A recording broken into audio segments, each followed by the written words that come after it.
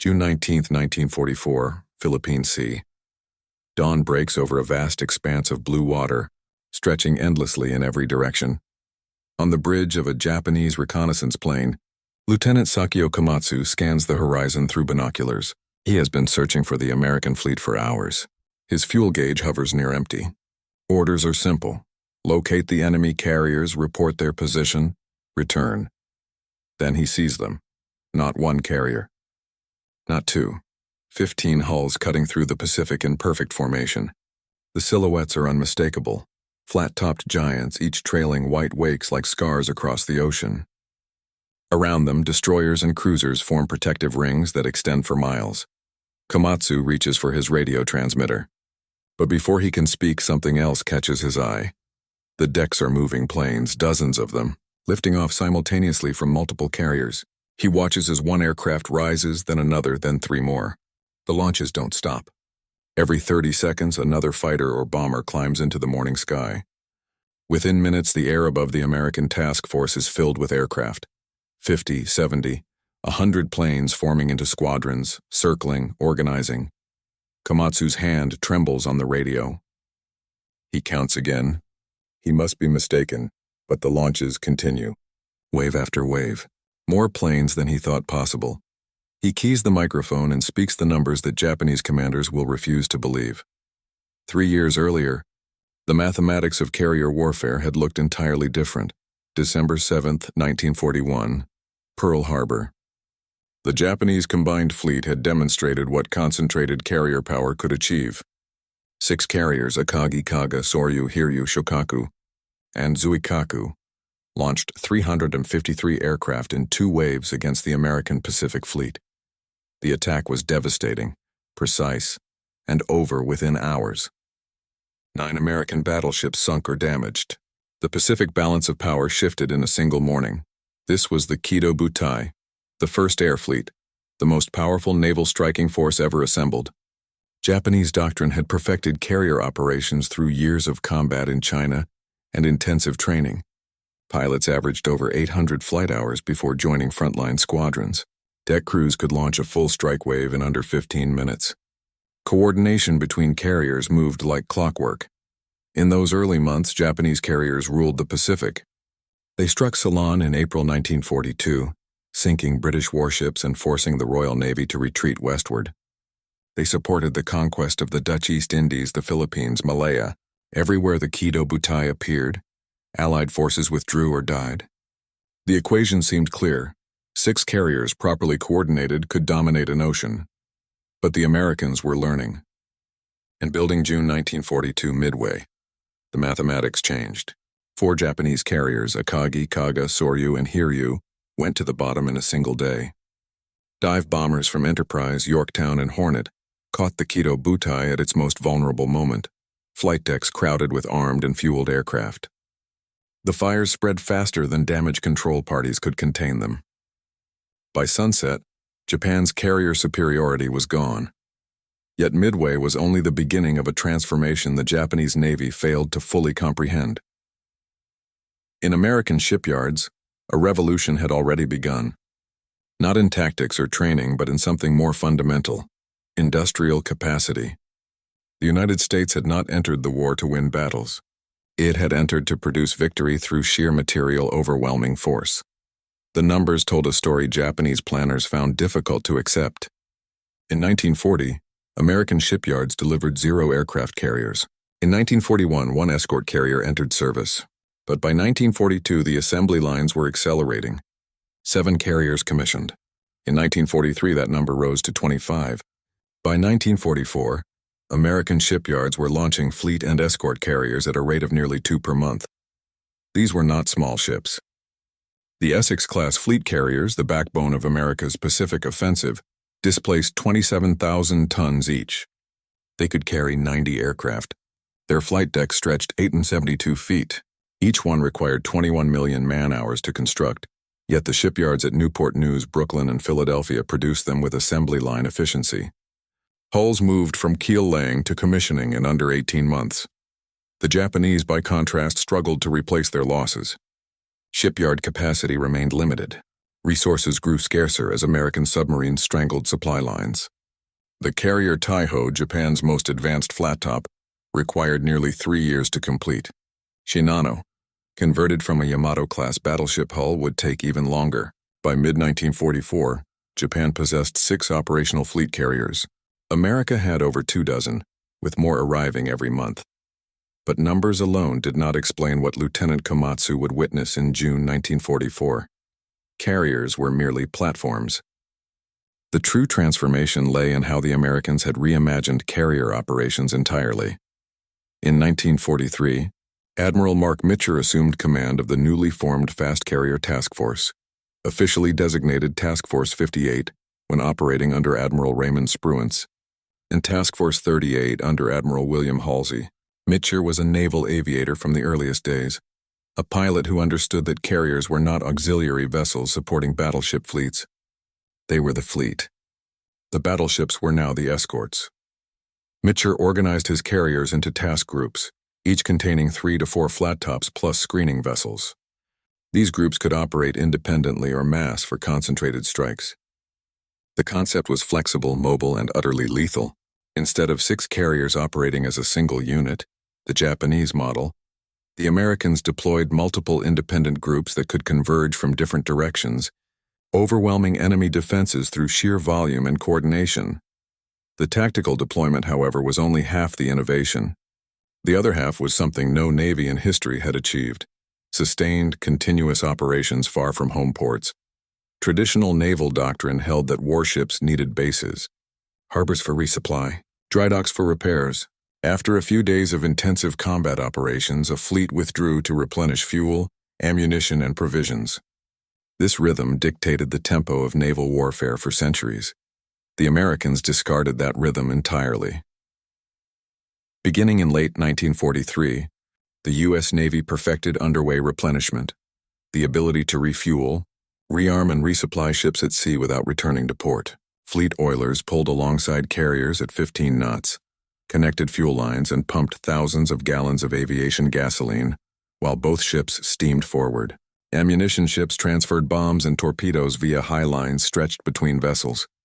Escort carriers ferried replacement aircraft directly to the fleet carriers' decks. The logistical tail supporting the Fast Carrier Task Force grew into a floating city.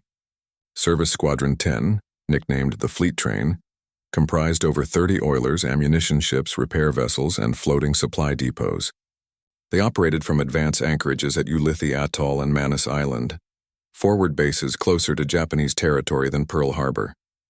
The task force could remain at sea for months, launching strikes continuously, withdrawing only when typhoons threatened or battle damage required shipyard attention. This capability transformed operational possibilities. Japanese carriers bound to their logistics network could sortie for limited engagements before withdrawing. American carriers could park themselves off an enemy coast and strike the same targets day after day, week after week, grinding down defenses through relentless attrition. But sustained operations required more than fuel and bombs. They required people, thousands of them, and not just any people, trained, skilled professionals who could maintain the brutal pace of combat flight operations. On an Essex-class carrier, the ship's company numbered over 2,600 officers and enlisted men. The air group added another 2,500 personnel. Every day, these men worked in coordinated chaos. Flight deck crews manhandled aircraft weighing several tons, positioning them for launch, striking them below to the hangar deck, bringing up replacements. Aviation mechanics performed maintenance in shifts around the clock, changing engines, repairing hydraulics, patching bullet holes. Ordnancemen loaded bombs and belted ammunition. Fuel handlers pumped thousands of gallons of high-octane gasoline, working inches from hot engine exhausts and open flames. Below decks, the carrier's machinery spaces operated continuously. Boilers generated steam, turbines drove propeller shafts, electrical generators powered catapults, elevators, radar systems, radios. The engine rooms ran hot, over 120 degrees Fahrenheit, and men rotated through 4-hour watches, emerging drenched and exhausted. In the ready rooms, pilots attended briefings before dawn and after dusk. They studied maps, memorized recognition silhouettes, reviewed attack procedures. Between missions, they ate, slept when possible, and waited for the next launch. Some flew 3 sorties in a single day. The pace broke men who couldn't sustain it. The difference between American and Japanese carrier operations came down to this industrial approach to warfare. The Americans treated flight operations like a factory assembly line. Launch rates, recovery intervals, aircraft turnaround times, all calculated, optimized, standardized. Each carrier developed procedures manuals that specified exactly how long each phase of operations should take. Deck crews drilled until the movements became automatic. By early 1944, an Essex-class carrier could launch a full strike, 36 aircraft in under 20 minutes.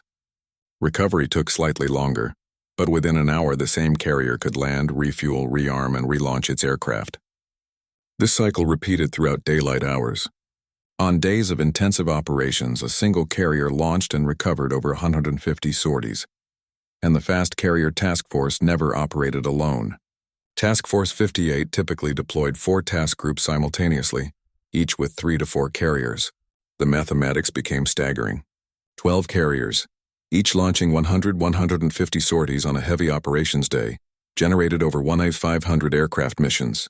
Divide that across dawn launches, midday strikes, and afternoon sweeps, and the result was a continuous umbrella of American aircraft over the target area. Japanese intelligence officers reviewing pilot reports from mid-1944 faced an impossible problem. Their pilots reported hundreds of American aircraft in the sky simultaneously, but Japanese doctrine held that a carrier could launch perhaps 30 to 40 planes per day before exhausting crews and aircraft. The numbers didn't reconcile. Either American pilots were wildly exaggerating, a common problem in combat reports, or the Americans had achieved something operationally unprecedented. The truth was more disturbing than exaggeration. The Americans had industrialized aerial warfare at sea. They treated carrier operations not as a series of carefully planned strikes, but as a sustained campaign of aerial dominance. The goal wasn't to win a single decisive battle. The goal was to launch so many aircraft so continuously that enemy defenses simply collapsed under the weight. Behind this operational tempo lay another American advantage: pilot production. The U.S. Navy's training pipeline by 1944 graduated over 1,500 new pilots monthly. Training bases across Florida, Texas, and California ran classes continuously. New pilots accumulated 300 flight hours before joining fleet squadrons. Less than pre-war Japanese standards, but sufficient for basic competency.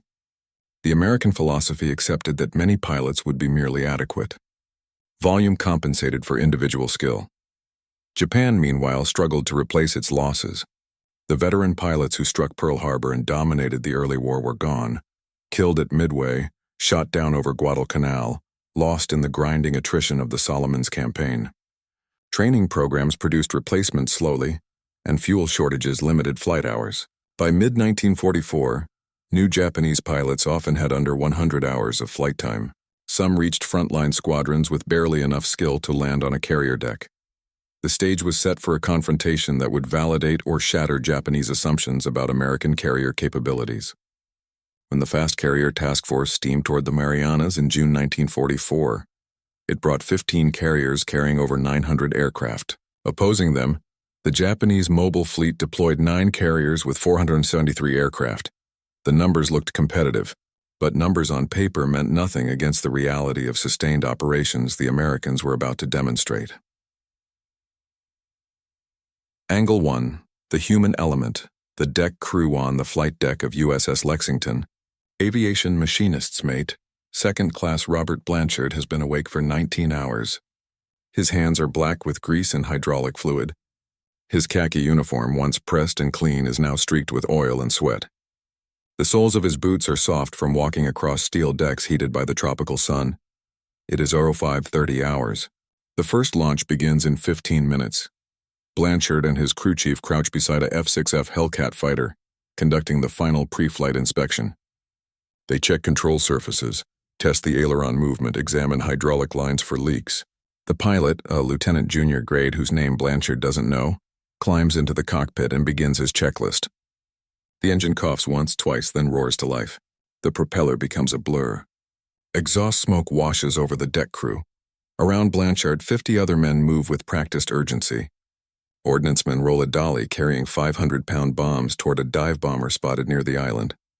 Aviation fuel handlers drag hoses across the deck, topping off wing tanks. Plane directors, men in colored jerseys waving wands, guide aircraft forward from the parking area toward the launch catapults. The choreography is complex, dangerous, and utterly essential. One mistake, a forgotten chock, a loose cowling, a fuel leak, could kill a pilot or destroy an aircraft. The deck crew knows this. They work with focus that borders on obsession. Blanchard's shift began yesterday at 0400. He worked through breakfast, skipped lunch, ate dinner standing beside an engine nacelle while performing a magneto replacement. At 2200 hours, he grabbed 4 hours of sleep in a berthing compartment, packed with 200 other men, hammocks slung so close together that rolling over meant bumping the man beside him. Then the boatswain's whistle shrieked reveille and the cycle began again. This is day 6 of continuous operations. Lexington has launched over 600 sorties since the task force entered the Philippine Sea. Blanchard has personally serviced 14 different aircraft. He has changed engines, replaced bullet-damaged hydraulic lines, patched holes in aluminum skin, and cleaned blood from a cockpit after a wounded pilot brought his plane home. The lieutenant's Hellcat taxis forward. The launch officer raises his flag, signals the pilot to advance throttle to full power. The engine screams. The launch officer drops his flag and dives to the deck. The catapult fires, a violent mechanical lurch, and the Hellcat rockets forward off the bow into the air. 3 seconds later, the next aircraft moves into position. Blanchard doesn't watch the launches anymore. He's already moving toward the next plane on his maintenance list. Behind him, another aircraft lands on the stern deck every 45 seconds. The organized chaos continues. It will not stop until nightfall.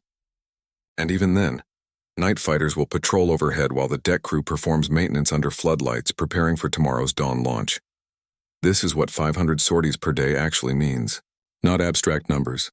Men working until exhaustion becomes normal, sleep rationed like ammunition, every minute optimized, every movement drilled into muscle memory.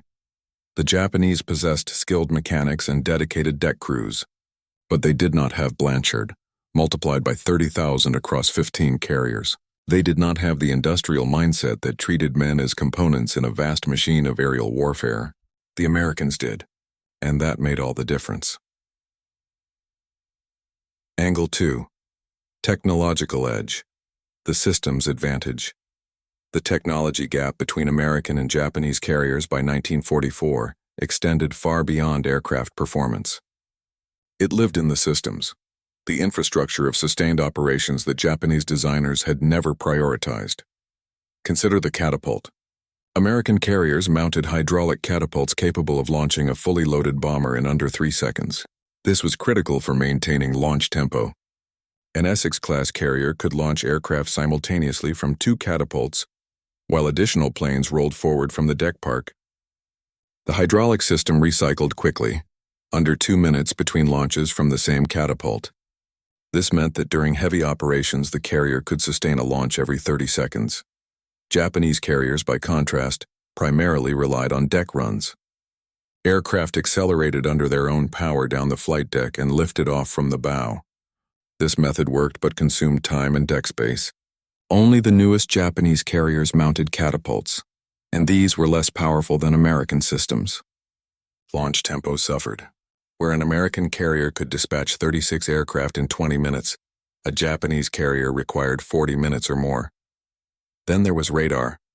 American carriers mounted multiple radar systems: SK air search radar that could detect aircraft at 100 miles, SM height finding radar for directing fighter intercepts, and SG surface search radar for navigation and detecting ships. These radars operated continuously, feeding information to combat information centers deep within the ship. Fighter directors monitored scopes and vectored defending fighters toward incoming threats via radio. This capability transformed carrier defense. American fighters no longer patrolled blindly, hoping to intercept attackers. They launched with precise vectors, climbed to optimal altitude, and positioned themselves between the task force and incoming Japanese strikes. Radar gave the Americans time, precious minutes to react, organize, concentrate defensive fire. Japanese carriers mounted radar by 1944, But the technology lagged behind American systems in range and reliability. Fighter direction remained primitive. Japanese combat air patrols often missed attackers entirely, learning of the attack only when bombs began falling. The technological gap translated directly into combat effectiveness. Below decks, American carriers featured rapid refueling systems that could top off an aircraft's tanks in under 5 minutes. Aviation gasoline pumped through pressurized lines from storage tanks deep in the ship. Ordnance elevators lifted bombs and torpedoes from magazines to the hangar deck and flight deck with mechanical efficiency. American carriers had been designed for sustained operations, every system optimized for speed, safety, and reliability. Japanese carriers, many designed in the 1930s, lacked these refinements. Refueling took longer. Ordnance handling required more manual labor. The cumulative effect was slower aircraft turnaround times.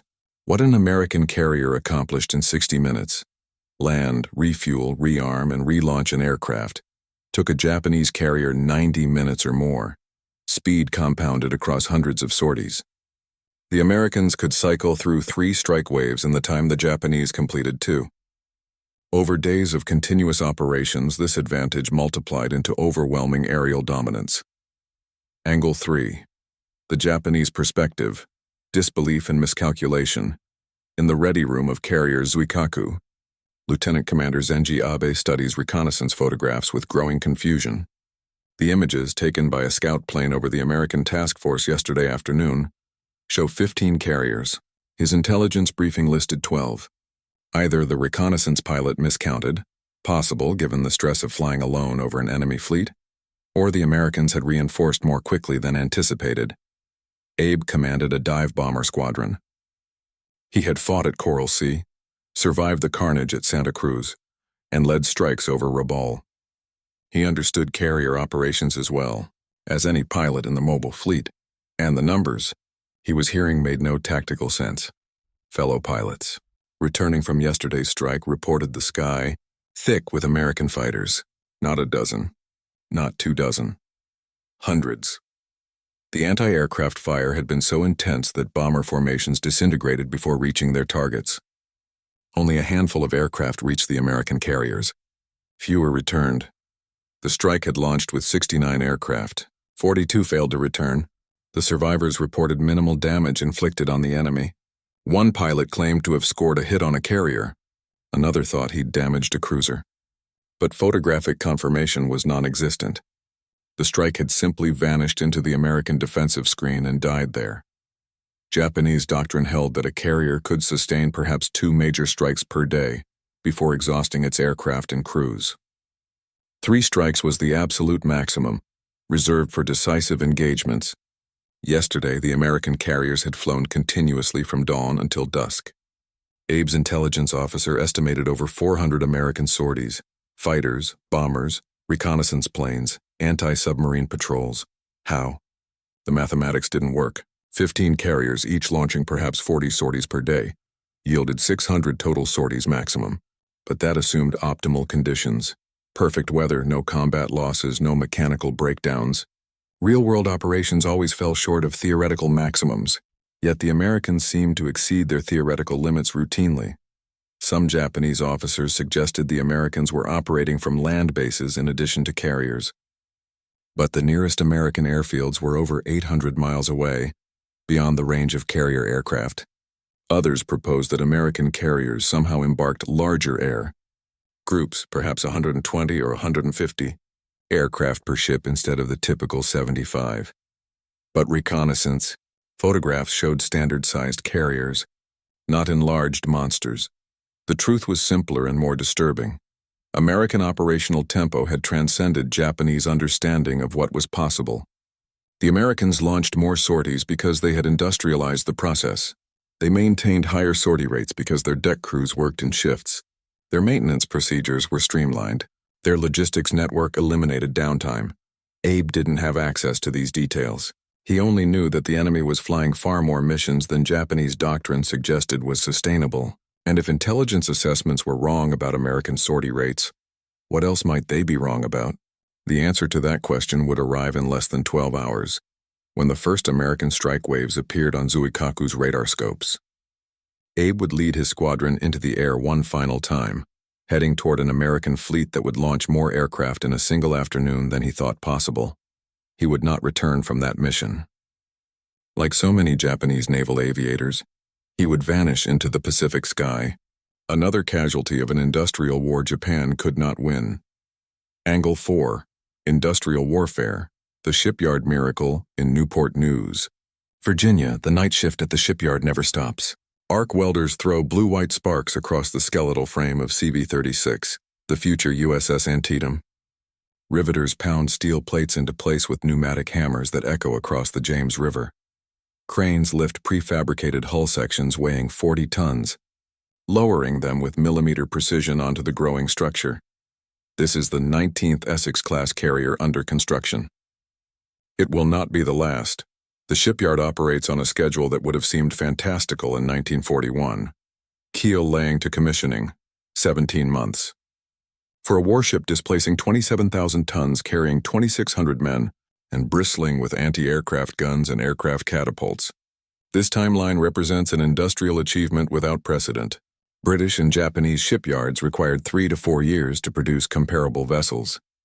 The Americans had compressed that timeline through manufacturing techniques borrowed from automobile assembly lines. Prefabrication was the key. Instead of building the entire carrier in one location, shipyards constructed major hull sections in separate facilities, then transported them to the building ways for final assembly. Engine rooms arrived nearly complete with boilers and turbines already installed. Gun mounts came pre-assembled. Electrical systems were wired in sections before being integrated into the main structure. The workforce expanded to meet demand. By 1944, Newport News employed over 31,000 workers, welders, electricians, pipefitters, riggers, crane operators. Many were women, filling positions left vacant by men serving overseas. They worked 3 shifts around the clock, 7 days per week. The shipyard never went dark. Raw materials flowed from across the nation. Steel mills in Pennsylvania and Ohio produced armor plate and structural steel. Aluminum smelters in Tennessee supplied aircraft carrier flight decks. Copper mines in Montana provided wiring. The logistics network supporting carrier construction rivaled the complexity of the carriers themselves, and the production continued beyond fleet carriers. Escort carriers, smaller, slower vessels built on merchant ship hulls, emerged from shipyards even faster. Kaiser Shipbuilding in Vancouver, Washington, produced escort carriers in under 3 months from keel to commissioning. These vessels couldn't match the speed or aircraft capacity of Essex-class carriers, but they served critical roles: anti-submarine patrol, amphibious support, aircraft ferry service. By June 1944, the United States had commissioned 95 aircraft carriers of all types. Japan had built 18 total since 1922. The production gap was not merely quantitative. It represented fundamentally different approaches to naval warfare. Japan built carriers as precision instruments carefully crafted over years. America built carriers as industrial products, manufactured in sufficient quantities to sustain inevitable losses and still maintain overwhelming superiority.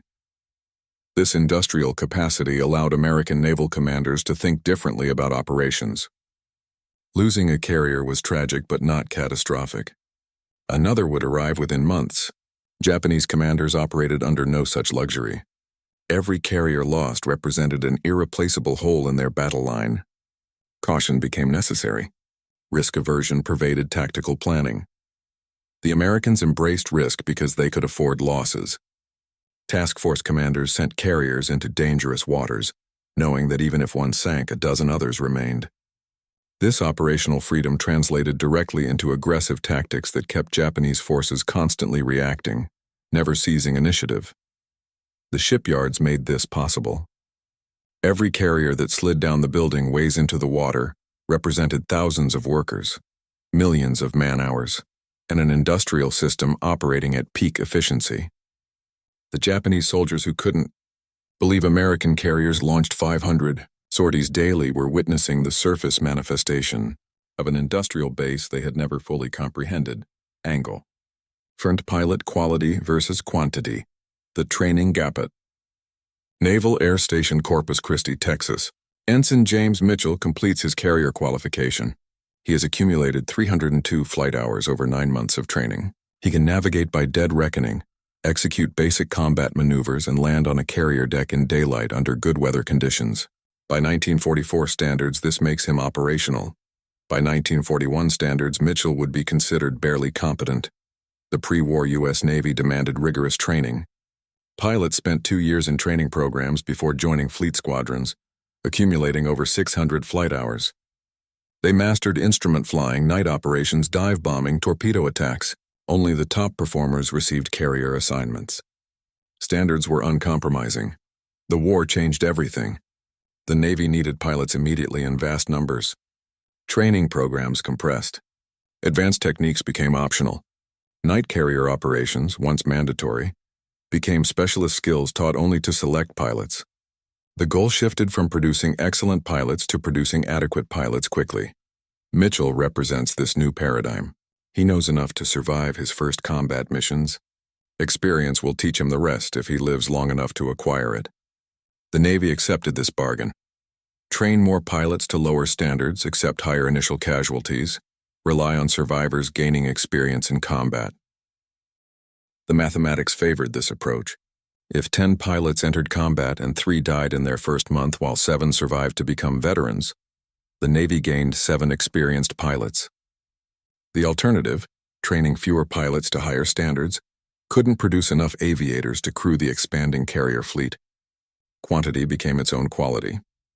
Japanese training followed the opposite trajectory. Pre-war standards had been extraordinary. Pilots accumulated over 800 hours before joining fleet squadrons. They trained for years, mastering every aspect of naval aviation. The pilots who struck Pearl Harbor represented the finest naval aviators in the world. But by 1944, those men were gone, and Japan lacked the resources to replace them to the same standard. Fuel shortages limited training flight hours. Instructor pilots died in combat, leaving fewer experienced aviators to train replacements. New pilots reached operational units with under 100 hours of flight time, barely enough to keep an aircraft airborne, let alone engage in combat. The Americans compensated for individual pilot quality with numbers and technology. Mitchell might not be as skilled as a pre-war Japanese naval aviator, but he flew a superior aircraft. The F-6F Hellcat outperformed the Zero in speed, dive capability, and durability. Mitchell also benefited from radar-directed fighter control, which positioned him advantageously before combat began, and if Mitchell made mistakes, 20 other American pilots flew nearby to cover his errors. Japanese pilots operated under no such advantages. They flew obsolescent aircraft against overwhelming numbers. Radar gave American fighters first strike capability. Japanese pilots often died before understanding what killed them, ambushed from above, shot down by opponents they never saw. The training gap manifested in kill ratios. At the Philippine Sea, American pilots shot down Japanese aircraft at ratios exceeding 10-1. This was not merely superior pilot skill. It was superior aircraft, superior tactics, superior technology, and superior numbers combining into a system that made individual pilot quality almost irrelevant. Mitchell would fly 16 combat missions over 3 months before dying in a landing accident aboard USS Bunker Hill. His squadron would lose 9 pilots during the same period, but the squadron never fell below operational strength because replacement pilots arrived continuously from training bases stateside. The pipeline never stopped. The Japanese couldn't match this. Their pipeline had run dry. Angle 6. Psychological impact. The erosion of morale aboard the destroyer Shigure. Returning from the Philippine Sea engagement, Petty Officer Hiroshi Tanaka watches the horizon and sees nothing. His ship is one of 17 vessels that escaped the battle. Behind them, 3 carriers burn or already rest on the bottom. Over 400 aircraft have been lost. Nearly 3,000 men will never return home. Tanaka has served in the Imperial Navy for 4 years. He fought at Midway, survived the Solomons campaign, and witnessed the gradual erosion of Japanese naval power. But this battle felt different. Not a defeat through tactical error or bad luck. A defeat through sheer overwhelming force that no amount of courage could overcome. The American aircraft had come in waves. The first strike appeared on radar at 10:30 hours. 40 aircraft, diving through defensive fire. Shigure's anti-aircraft guns blazed continuously, filling the sky with shells. Some American planes fell, Most didn't. They pressed through the fire, dropped their bombs, and departed. Before Japanese fighters could reorganize, the second wave arrived. Then a third. Then a fourth. The attacks continued for 7 hours. Every time Japanese combat air patrol aircraft climbed to intercept, American fighters swarmed them. Every time the fleet tried to maneuver into firing positions, American dive bombers appeared overhead. The coordination seemed impossible. Dozens of aircraft attacking simultaneously from multiple directions, while other planes circled overhead awaiting their turn. Tanaka had watched carrier Hio take 3 torpedo hits and capsize within minutes. He'd seen Shokaku explode when a submarine's torpedo ignited aviation fuel vapors. He'd witnessed fighters attempting to land on carriers that no longer existed, circling until their fuel ran out and they ditched into the ocean. The American attacks were relentless, methodical, unstoppable. Now, steaming back toward Okinawa, Tanaka and his shipmates discuss what they witnessed. Some blame leadership, others blame inadequate air cover. A few suggest the American fleet possessed some new technology, radar perhaps, that gave them an insurmountable advantage. But the consensus settles on something simpler and more disturbing. The Americans had more of everything. More carriers, more aircraft, more pilots, more fuel, more bombs. This realization spreads through the surviving ships like a contagion.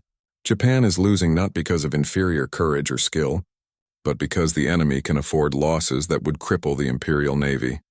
The Americans send waves of aircraft and don't flinch when planes fail to return. They lose ships and build replacements faster than Japan can sink them. The arithmetic of attrition favors the Americans so completely that individual battles become almost meaningless. Morale, once sustained by belief in Japanese spiritual superiority and tactical brilliance, begins to crack. Men still fight. Discipline holds, but the certainty of ultimate victory, the conviction that willpower could overcome material disadvantage, fades. In Tokyo, senior officers reviewing battle reports confront similar despair. The American carriers launching 500 sorties daily represent more than operational capability. They represent an industrial and logistical system that Japan cannot match. Every analysis reaches the same conclusion. Continuing conventional naval warfare against such overwhelming power will result in total annihilation of the fleet. This psychological impact would drive desperate decisions in the months ahead. If conventional tactics couldn't stop American carriers, then unconventional methods must be considered. The kamikaze program, pilots deliberately crashing explosive-laden aircraft into ships, would emerge from this desperation. Not as a preferred tactic, but as the only remaining option when facing an enemy whose carrier operations had transcended conventional limitations. The American ability to sustain 500 sorties daily destroyed more than aircraft and ships. It destroyed Japanese confidence that the war was winnable through military means. And that psychological defeat, more than any single battle, sealed the outcome in the Pacific. June 19, 1944, 07:30 hours, Philippine Sea aboard USS Lexington. Admiral Mark Mitcher stands on the flag bridge studying the tactical plot. The Japanese mobile fleet has been located 275 miles to the west. Reconnaissance aircraft have counted 9 carriers, 5 battleships, 13 cruisers. It is the largest concentration of Japanese naval power since Midway, and it is steaming directly toward the American task force. Mitcher faces a decision: launch an immediate strike at extreme range, or wait for the Japanese to close the distance and hit them when they come within better attack radius. The aggressive move would be to launch now. But Mitcher is a carrier admiral and he understands something his opponent does not. Time favors the Americans. He orders the task force to hold position. Let the Japanese come. Let them launch their strikes first. American fighters will destroy the incoming raids. Then the carriers will counterattack at closer range with overwhelming force. At 08:30 hours, radar operators aboard USS Enterprise detect the first Japanese strike inbound. A formation of 69 aircraft at 130 miles, altitude 18,000 feet. The contacts appear on the scopes as a dense cluster moving steadily east at 180 knots. Fighter director officers spring into action. Radio transmissions crackle across multiple frequencies. Vector 265, Angels 20. Large raid inbound.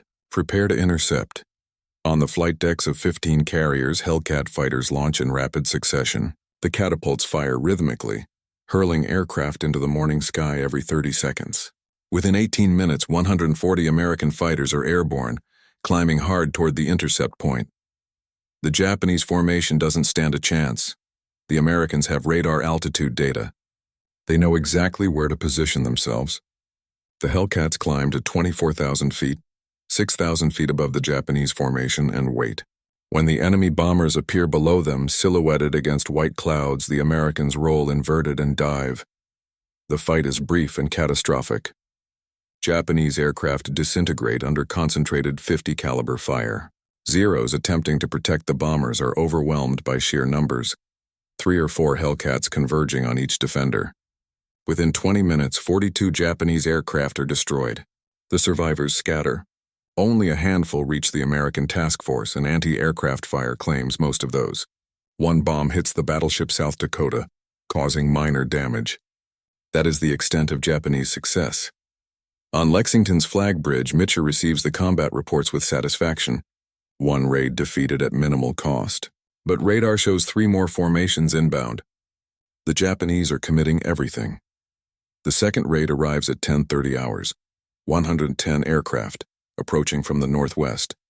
Again, American fighters intercept at altitude. Again, the Japanese formation disintegrates. 97 aircraft shot down. American losses, 6 Hellcats. The third raid comes at 11:45 hours. 47 aircraft, 32 destroyed before reaching the fleet. The anti-aircraft screen claims 8 more. 7 aircraft survive long enough to attack, dropping bombs that miss or cause minimal damage. The raid is annihilated. By noon, the Japanese have launched over 370 aircraft in 4 major strikes. Less than 130 return. American pilots are calling it a turkey shoot. Enemy aircraft falling so easily that the combat feels unsporting. One pilot radios after his third kill. "Hell, this is like an old-time turkey shoot back home." The phrase spreads across the fleet. The Great Marianas Turkey Shoot. A name that captures both the lopsided nature of the combat and the grim efficiency of the American defensive system. But defense was only the first act. At 1400 hours, with Japanese strike aircraft either destroyed or scattered across the ocean trying to find their carriers, Mitchell orders the counterattack. The American task force has been launching and landing fighters continuously for 6 hours. Now it transitions to offensive operations. The carriers turn into the wind.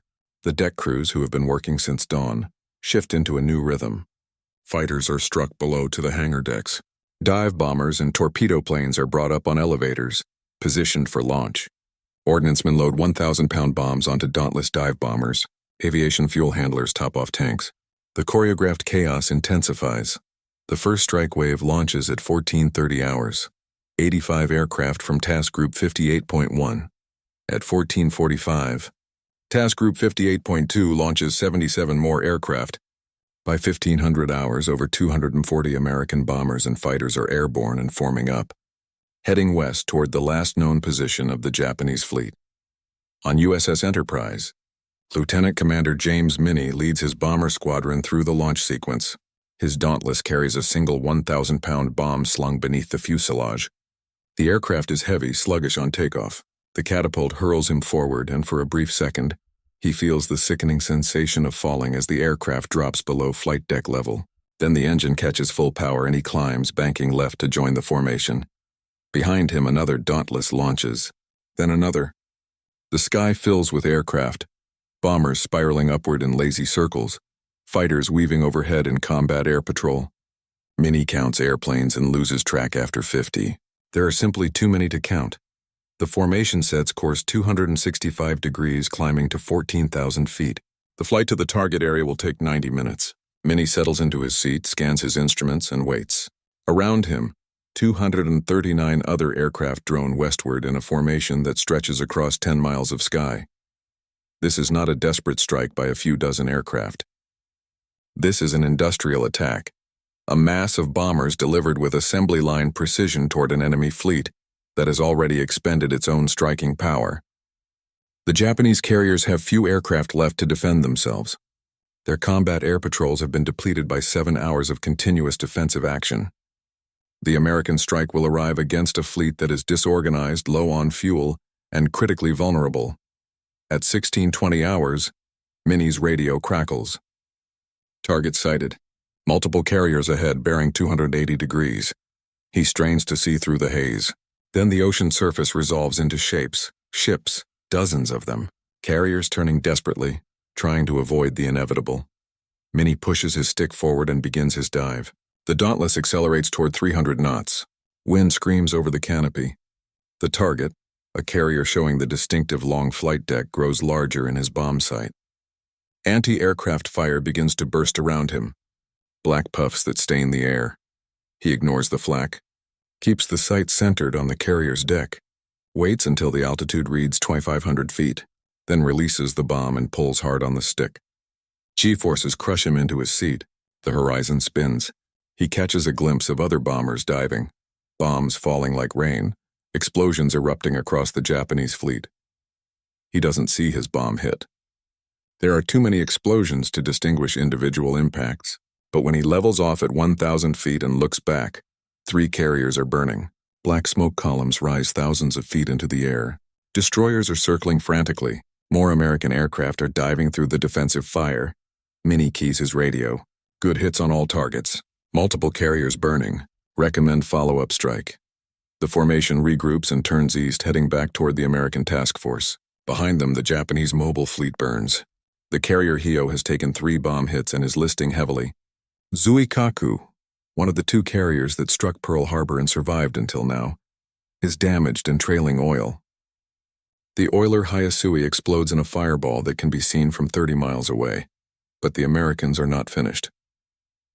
Aboard USS Lexington, Admiral Mitcher watches returning aircraft circle overhead as the sun drops toward the western horizon. It is 1845 hours. The carriers are recovering the strike that launched 4 hours earlier. Fuel states are critical. Many aircraft have barely enough gasoline to reach the fleet, let alone wait for landing clearance. Mitcher makes a decision that violates every doctrine of carrier operations. He orders all ships to turn on their lights. In the gathering darkness, 15 carriers illuminate simultaneously. Flight deck lights, truck lights outlining the landing areas, searchlights pointed skyward as beacons. The task force becomes a constellation of light visible for 50 miles. Any Japanese submarine in the area could hardly ask for better targets, but Mitcher prioritizes his pilots over operational security. Better to risk submarine attack than lose aircraft because pilots couldn't find the carriers in darkness. The lights stay on. Aircraft begin landing immediately, some so low on fuel that their engines quit on the approach. Pilots glide the final 100 yards with dead propellers, settling onto the deck through sheer momentum. Deck crews rush to clear aircraft, pushing them forward to make room for the next landing. Some pilots miss the arresting wires and crash into the barriers. Others ditch alongside the fleet, their fuel exhausted before reaching the deck. Destroyers retrieve survivors from the water.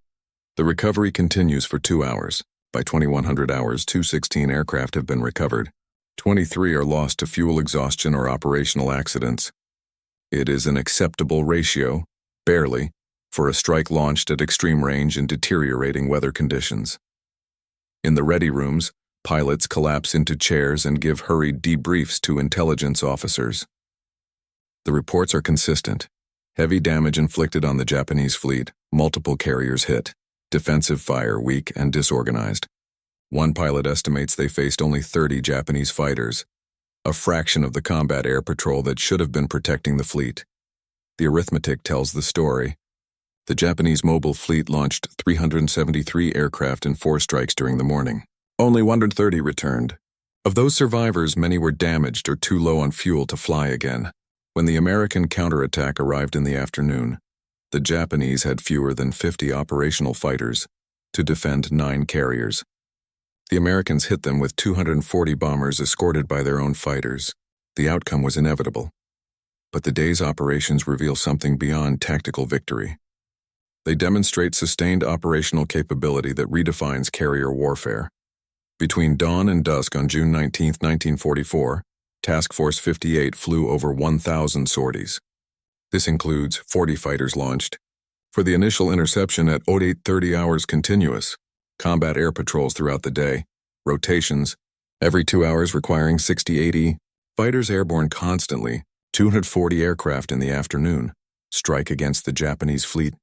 Anti-submarine patrols circling the task force perimeter, reconnaissance flights, searching for damaged Japanese ships, night fighters maintaining coverage after sunset. A single carrier typically contributed 70-80 sorties over the course of the day. Multiply that by 15 carriers and the numbers approach 1,100 total missions. This is not a one-time surge. This is sustained operational tempo maintained through disciplined logistics, trained personnel, and industrial-scale organization. The Japanese could not conceive of such numbers because they lacked the infrastructure to support them. Their carriers required longer turnaround times between sorties. Their logistics train couldn't sustain continuous operations. Their pilot reserves were exhausted. When the mobile fleet launched its maximum effort in the morning, 373 aircraft, it expended everything. There was nothing left for a second strike. The Americans launched comparable numbers in their afternoon strike and still maintained defensive fighter coverage and routine patrols. This was the 500 sorties daily becoming operational reality. October 12, 1944, Formosa. 3 months after the Philippine Sea engagement. Task Force 38, the same fleet, now operating under Admiral Halsey, approaches Formosa to neutralize Japanese air bases before the invasion of the Philippines. The Japanese have reinforced the island with over 600 aircraft, hoping to destroy or cripple the American carriers before they can support the Lady landings. For 3 days, American carriers pound Formosa with continuous strikes. The operational tempo exceeds even the Philippine Sea engagement. October 12th, 1378 sorties. October 13th, 103 sorties. October 14th, 974 sorties. Total 455 sorties in 72 hours, an average of 1,151 sorties per day across the task force. With 17 carriers participating, each carrier averages 67 sorties per day, launches and recoveries cycling continuously from dawn to dusk. The Japanese air bases are obliterated. Hangars burn, runways crater under repeated bombing, aircraft caught on the ground are destroyed wholesale. Japanese pilots attempting to defend the island are shot down in numbers that mirror the Philippine Sea engagement. Over 500 Japanese aircraft are destroyed in 3 days. American losses, 89 aircraft. Japanese commanders on Formosa report to Tokyo that they have inflicted catastrophic damage on the American fleet. Pilots claim to have sunk multiple carriers, damaged others, and successfully repelled the attacks. These reports are not deliberate lies. Combat often produces wildly inaccurate assessments, but they reflect the desperation of commanders trying to find positive news in a disaster. Tokyo believes these reports. Admiral Toyota Soemu, commander of the combined fleet, commits to a decisive engagement, convinced the American carrier force has been weakened. This miscalculation leads directly to the Battle of Leyte Gulf, where the remnants of the Japanese fleet will be destroyed. But that battle lies in the future. In mid-October 1944, Task Force 38 completes its Formosa strikes and withdraws to refuel. Not because the carriers are exhausted or damaged, they remain fully operational, but because even the American logistics system has limits. After 3 days of maximum intensity operations, aviation fuel stocks run low. Bombs and ammunition require replenishment. The task force retires to a pre-arranged refueling point, where fleet oilers and ammunition ships wait. 48 hours later, the task force returns to operations, striking targets in the Philippines. The pause was logistical, not operational. Given sufficient fuel and ordnance, the carriers could have continued indefinitely. This capability to strike for 3 days, withdraw to refuel, and immediately resume operations represents the culmination of the American carrier warfare revolution. The Japanese mobile fleet could sortie for a single decisive engagement, expend its aircraft, and require weeks to reconstitute. Task Force 38 could operate continuously, pause only for logistics, and return at full strength. The psychological impact on Japanese forces was devastating. American carriers appeared unstoppable, capable of launching endless waves of aircraft regardless of losses or weather. Every time Japanese commanders thought they had inflicted sufficient damage to gain breathing room, the American carriers returned, undiminished, relentless, overwhelming. Lieutenant Komatsu's observation in June, watching hundreds of aircraft launch from American carriers, had been validated beyond his worst fears. The Americans had industrialized carrier warfare. They launched 500 sorties daily not as a theoretical maximum, but as routine operational tempo, and there was nothing the Japanese Navy could do to stop them. The climax of the carrier war in the Pacific was not a single battle. It was the sustained demonstration of operational capability that made Japanese resistance futile. The Americans didn't just win carrier engagements. They redefined what carrier operations could achieve, and in doing so they made Japanese naval aviation obsolete. November 1944, Ulithi, Atoll, Caroline Islands. The vast lagoon serves as the forward anchorage for the American Pacific Fleet. Dozens of carriers swing at anchor in water so clear that coral reefs are visible 40 feet below the surface. Around them, battleships, cruisers, destroyers, and the vessels of Service Squadron 10 form a floating city of over 600 ships. This is where Task Force 38 rests between operations. Crews receive mail from home. Fresh provisions arrive from supply ships. Repair vessels pull alongside damaged carriers to patch holes and replace damaged equipment. New aircraft are transferred from escort carriers, replacing losses. The fleet replenishes, reorganizes, and prepares for the next strike. The statistical analysis of carrier operations from June through October 1944 tells a story of complete American dominance. Philippine Sea, June 19, 1944. American sorties, approximately 100 over 2 days. Japanese aircraft destroyed, 600 plus, including operational losses. American aircraft lost 123, mostly to fuel exhaustion on the return flight. Japanese carriers sunk. 3. Taiho, Shokaku, Hio, American carriers sunk. 0. Formosa air battle, October 12, 1944. American sorties, 3, 4 of 55. Over 3 days, Japanese aircraft destroyed 500 plus. American aircraft lost 89. Japanese facilities destroyed. Extensive airbase. Infrastructure. Philippine operations, October-November, 1944. American carriers conduct continuous operations supporting Plata landings. Daily sortie rate sustained 400 and 600 missions. Japanese land-based air power in the Philippines effectively neutralized. The kill ratios speak for themselves. For every American aircraft lost, the Japanese lose 7 to 10 aircraft. This disparity is not sustainable. The Americans replace losses from training pipelines, producing 1,500 new pilots monthly. The Japanese training system has collapsed under fuel shortages and instructor attrition. New pilots reach operational units with barely enough flight time to qualify for carrier operations, skills they will never use, because Japan no longer has operational carriers. By November 1944, the Japanese carrier force exists only on paper.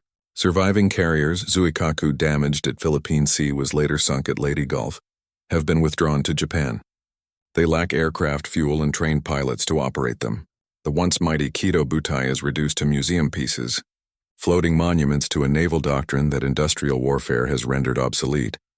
The American response to this victory is not celebration, but intensification. Admiral Nimitz authorizes plans for strikes against the Japanese home islands. Carrier task forces will operate in Japanese coastal waters, hitting targets with the same sustained tempo that obliterated Formosa and the Philippines. The goal is no longer to defeat the Japanese fleet. That has already been accomplished, but to destroy Japan's ability to continue the war. Yet the human cost of maintaining 500 sorties daily is becoming apparent. On the carriers, exhaustion pervades every level of operations. Deck crews work 18-hour days for weeks without respite. Pilots fly multiple missions daily, their reflexes dulled by accumulated fatigue. Maintenance crews perform repairs on schedules that leave no margin for error. The operational tempo that devastates the enemy also grinds down the Americans prosecuting it. Medical officers report increasing cases of combat fatigue, physical exhaustion, and psychological stress. Men fall asleep at their duty stations. Accidents increase. Aircraft crash on landing because pilots misjudge altitude after 18 hours without sleep. Deck crew members make mistakes that in other circumstances would be fatal. The industrial approach to carrier warfare demands industrial endurance from organic human beings, and some men break under the strain. The Navy responds with rotation policies. Carriers withdraw from the front line after 90 days of continuous operations. Crews receive rest periods at Ulithi or Pearl Harbor. Squadrons rotate stateside for retraining and recuperation. Fresh carriers arrive from shipyards to replace vessels undergoing maintenance. The system sustains itself by cycling personnel through combat zones, ensuring that while individual humans reach their limits, the overall machine never stops. This is fundamentally different from Japanese operations.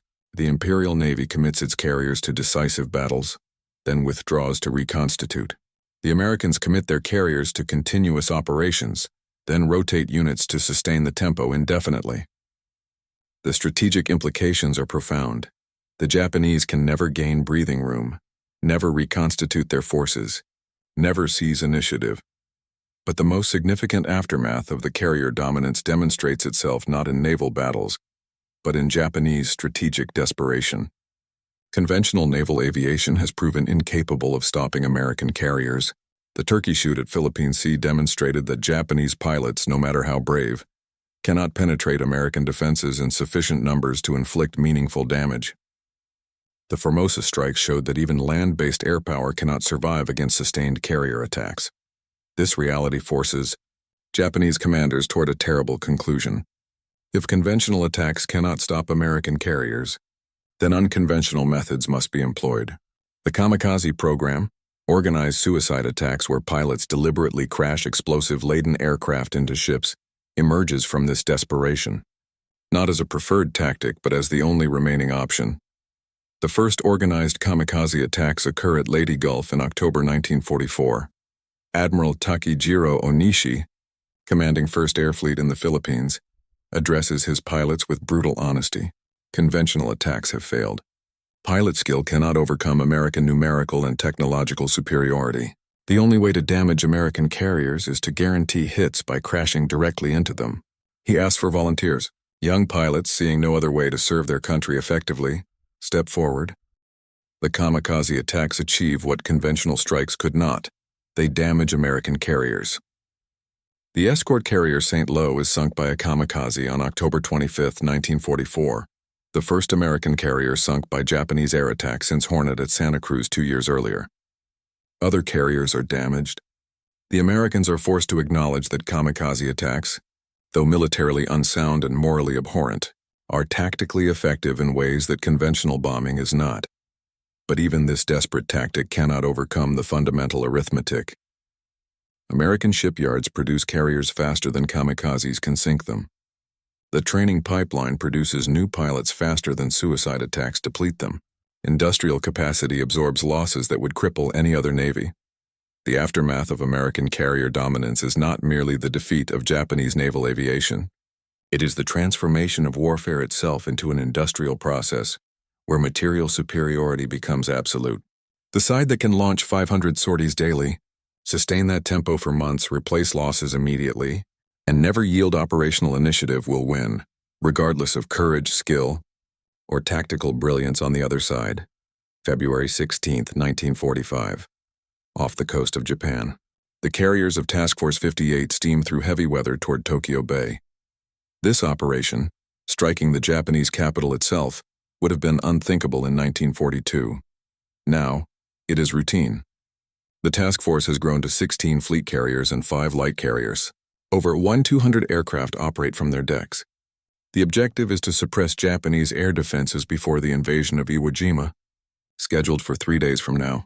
At 600 hours, despite deteriorating weather, the carriers launch the first strike wave. Winds gust to 40 knots. Rain squalls reduce visibility to less than a mile. The seas run 15 feet high. Carriers pitch and roll as they turn into the wind for launches. Yet the operations continue. Within 90 minutes, over 200 aircraft are airborne, navigating through storm clouds toward airfields surrounding Tokyo. The strikes continue throughout the day. By sunset, Task Force 58 has flown 1,500 sorties, despite weather that would have grounded operations by any other navy. American pilots navigate by radar through clouds, locate their targets, deliver their ordnance, and return to carriers barely visible in the murky visibility. The deck crews work in driving rain, hands numb from cold, securing aircraft that land on pitching decks. Accidents occur. 2 aircraft slide overboard in rough seas. 3 more crash on landing, but the tempo does not slacken. This is what 500 sorties daily has become. Not a maximum surge effort, but operational baseline maintained even under adverse conditions. The Americans have industrialized carrier warfare so completely that weather becomes merely another logistical problem to overcome, not a reason to halt operations. The strikes against Japan continue through early 1945. Tokyo, Nagoya, Kobe, industrial cities burn under repeated carrier raids. Japanese air defenses disintegrate. By March, American fighters encounter almost no aerial opposition. The sky belongs entirely to Task Force 58. The sortie rates during these operations validate everything Lieutenant Komatsu observed 9 months earlier. February 16-17, 1945, Tokyo raids. Carriers 21 fleet and light carriers. Sorties 2,161 over 2 days. Average per carrier 66 sorties per day. Japanese. Aircraft destroyed 341, most on the ground. March 18, 1945. Kyushu and Kure raids. Carriers 15, several withdrawn for replenishment. Sorties 2,318 over 2 days average per carrier. 77 sorties per day. Japanese warships damaged. Battleship Yamato hit. Carrier Amagi damaged beyond repair. The sustained operations take their toll on Japanese morale in ways beyond simple military defeat. Citizens in coastal cities watch American carrier aircraft appear overhead with impunity. Anti-aircraft fire continues, but American losses are negligible. The psychological impact is devastating. The Imperial Navy, once the terror of the Pacific, cannot protect Japan's own shores. The carriers that Japanese propaganda claimed were sunk at Formosa or Philippine Sea continue operating, launching hundreds of sorties daily, untouchable. In Tokyo, senior officers confront an uncomfortable reality, reflected in their own operational analyses.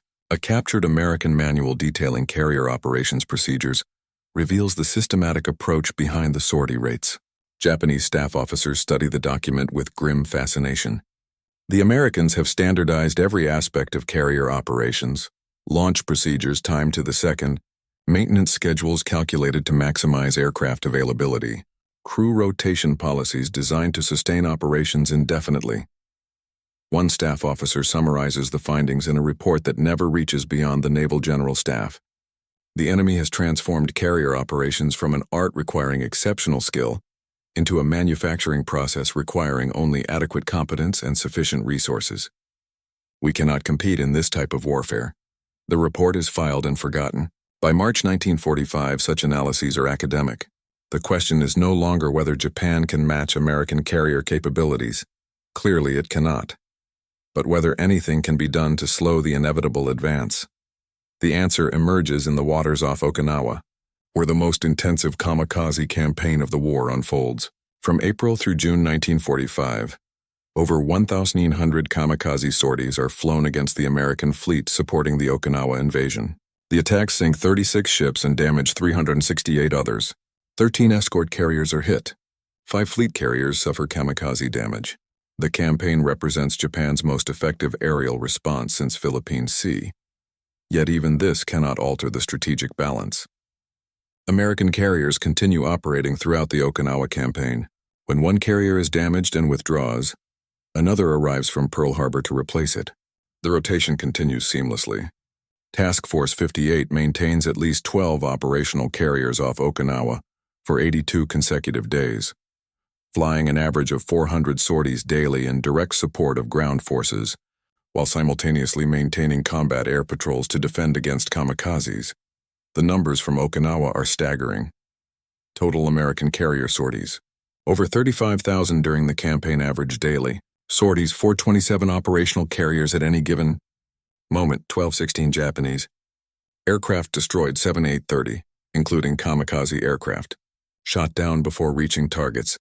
This sustained aerial presence grinds down Japanese resistance more effectively than any single battle. Ground forces on Okinawa fight with virtually no air cover. Every supply movement occurs under surveillance by American aircraft. Artillery positions are bombed within hours of being located. The psychological effect of fighting under constant aerial observation and attack breaks unit cohesion. Japanese soldiers surrender at rates unprecedented in the Pacific War, not from cowardice, but from recognition that resistance under such conditions is futile. By July 1945, Task Force 38 returns to striking the Japanese home islands. The carriers operate with complete freedom off Japan's coasts. Airfields, harbors, rail yards, industrial facilities, all are hit repeatedly. The sorties continue day after day, a relentless drumbeat of destruction that Japan cannot counter. On August 15, 1945, Emperor Hirohito announces Japan's surrender. Among the many factors driving this decision, atomic bombs, Soviet entry into the war, the destruction of Japanese cities, is the inescapable reality that American carrier task forces can operate indefinitely off Japan's coasts, launching hundreds of sorties daily, with no prospect of Japanese forces stopping them. The final tally from June 1944 through August 1945 defies easy comprehension. American carrier sorties in the Pacific, over 250,000 Japanese aircraft destroyed, approximately 22,000 American carriers sunk by Japanese action, 5 escort carriers, non-fleet carriers, Japanese carriers remaining operational at war's end. 0 Lieutenant Komatsu, watching those first waves launch from American carriers in June 1944, had witnessed the beginning of a transformation he could not fully understand. The Americans had not simply built more carriers. They had reimagined naval warfare as an industrial process, applied manufacturing principles to military operations, and created a system that generated overwhelming force through sustained tempo rather than decisive battles. The 500 sorties daily were real, and they had changed warfare forever.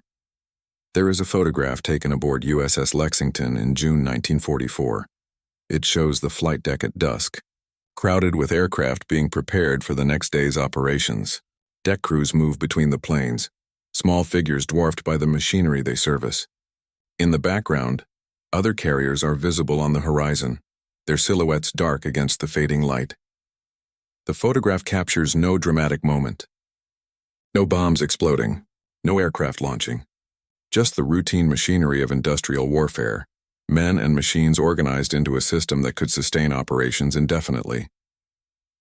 This was the true revolution the Japanese soldiers couldn't believe. Not individual heroics or tactical brilliance, but the systematic application of industrial principles to naval combat. The Americans had taken carrier warfare, a domain that required exceptional skill, precise timing, and careful resource management, and transformed it into something resembling a factory production line. Launches calculated to the second, maintenance scheduled in shifts, logistics networks that eliminated downtime, personnel rotations that sustained the tempo regardless of individual exhaustion. The 500 sorties daily were not an exaggeration or a miscalculation. They were the operational reality of a navy that had embraced industrial warfare completely. 15 carriers, each launching 70 sorties per day, yielding over 1,000 daily missions. The mathematics was simple. The execution required an industrial infrastructure that Japan could never match. History often remembers decisive battles, Midway, Philippine Sea, Leyte Gulf, as the turning points of the Pacific War. But the true turning point was subtler and more profound. It was the moment American carrier task forces demonstrated they could operate continuously, absorbing losses without pause, maintaining relentless pressure that gave the enemy no opportunity to reconstitute forces or seize initiative. The carriers launching 500 sorties daily rewrote the fundamental rules of naval warfare. They proved that material superiority, properly organized and systematically applied, could overcome courage, skill, and tactical brilliance. The men who flew those missions, pilots like Ensign Mitchell with his 302 hours of training, were not superhuman. The deck crews working 18-hour shifts were ordinary sailors performing extraordinary labor through sheer endurance. The system succeeded not because Americans were inherently superior, but because industrial capacity, when fully mobilized and intelligently organized, becomes its own decisive weapon. Lieutenant Komatsu, watching hundreds of aircraft launch on that June morning, had witnessed the future of warfare. A future where industrial nations fighting total wars would treat military operations like manufacturing processes, optimized, standardized, and sustained through resource allocation rather than individual heroism. The carriers that couldn't be stopped were merely the most visible manifestation of an industrial base operating at full capacity, directed toward a single objective. Japan lost the carrier war not in any single engagement, but in the shipyards of Newport News and Brooklyn, in the training bases of Corpus Christi and Pensacola, in the oil fields of Texas and the aluminum smelters of Tennessee. The defeat was economic and industrial before it was military. The battle simply revealed what production statistics had already determined. Today, the descendants of those Essex-class carriers still patrol the world's oceans. Nuclear-powered supercarriers, displacing 100,000 tons and carrying 70 aircraft, continue the mission their predecessors pioneered. They launch strikes, maintain air patrols, and project power through sustained operations that would have seemed miraculous in 1944. The numbers have changed, but the principle remains. Control of the seas belongs to those who can sustain carrier operations indefinitely, launching aircraft day after day, replacing losses faster than enemies can inflict them. The Japanese soldiers who couldn't believe carriers launched 500 planes daily were not fools or victims of propaganda. They simply couldn't comprehend a system that had no equivalent in their experience. They understood carriers as precision instruments requiring careful husbandry. The Americans treated them as industrial platforms optimized for maximum output. The conceptual gap was unbridgeable.